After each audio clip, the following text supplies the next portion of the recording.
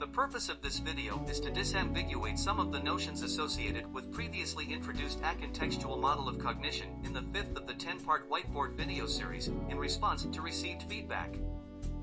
Firstly, the postulate clauses may not be looked at as capabilities of the resulting intelligence. These are more of ingredients to the recipe of cognition.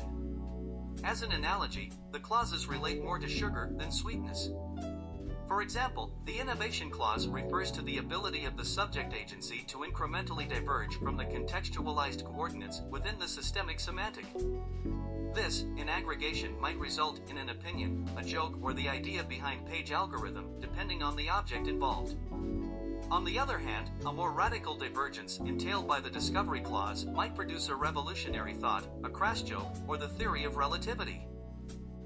A visual schematic of the human intellect dynamics as per the Acontextual Model of Cognition in NLP domain follows. This portrays the process that's going to run in your minds in a bit.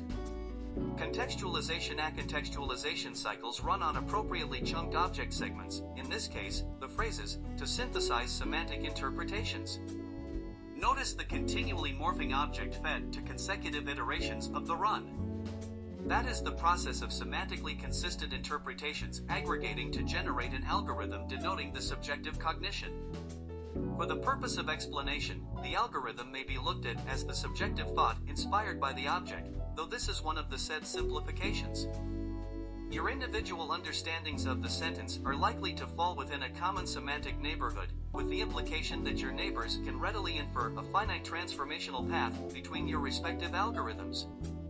That is to say, your neighbors see your point, whether they agree with you or not.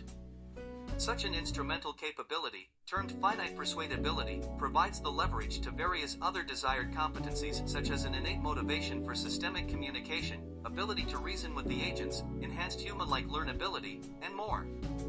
These capabilities evidently find an explanation in combining the right ingredients of acontextual cognition. The contexts and capabilities to appreciate, reason with, and learn from peer intelligences may also be seen in the hypothetical conversation between the synthetic agents as presented in the 4th video. When the neophyte was presented with more system-grounded interpretations, he not only understands but even finds them appealing. Also, more mature future responses likely from the agents due to their appreciation of alternate perspectives align with human way of learning than the machine learning as we know it. Further, a better operational understanding to the agent-level attribute of being finitely persuadable within an intelligence system is in terms of the system-level feature termed the algorithmic fluidity. This relates to the ease with which the algorithms denoting agent cognition can consistently change their form and format. That saying, the ability to transmutate between any two consistent interpretations of an object within an intelligence system is a function of how fluid the systemic algorithms are.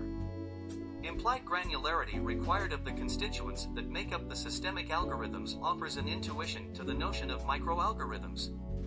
Also, the contractual bind necessary between the subject and the object driven by the system becomes apparent. Acontextual Model of Cognition attempts to explain various subtleties of the human mind with layers of so portrayed runs resultant of alternate object segmentations, stacked along dimensions of freedom to the intelligence allowed by the subject-object contract. Further, semi-operational understanding to various capabilities such as imagination, analysis, strategy, wisdom, and more becomes possible with right orchestration of the components of Acontextual Model of Cognition. A relatable feature of the human intellect that provides the basis for various capabilities we take for granted was explained in this video with regard to the contextual model of cognition. This in effect sets out an operational criterion for a program being able to comprehend the human way, which is that the program or the synthetic agent represented by the program needs to be finitely persuadable. This instrumental competency is one out of the set of 9 criteria proposed to be a potent replacement for the Turing test in distinguishing the human intellect from the machine intelligence.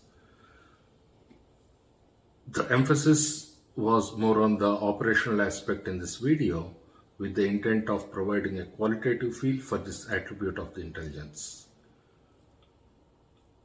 Your feedback is highly valued, Please do not forget to like, comment, or share the video if you find it interesting.